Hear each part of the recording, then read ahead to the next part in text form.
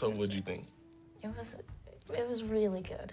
I think I'm realizing in this moment that's another reason why I want you folks to get better at talking about food sometimes, is because it gives you the ability to talk about what is good in your coworker's execution, what you're proud of about a certain dish.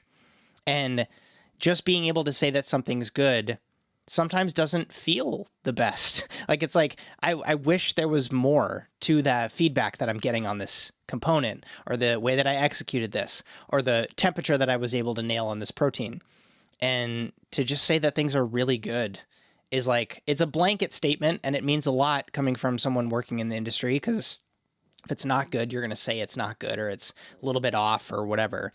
But maybe that would help folks. Then that's kind of where it comes from for me, is just wanting to be able to say, yeah, that's just good. Like, but being able to say the way that you cooked that fish, and the way that it flaked apart, and the way that the tomatoes were still plump, but just a little bit dehydrated and roasted, and the amount of acidity coming from the lemon, and the way that it played off of the dill in the dish that you kind of tweezed onto the top was really, really good.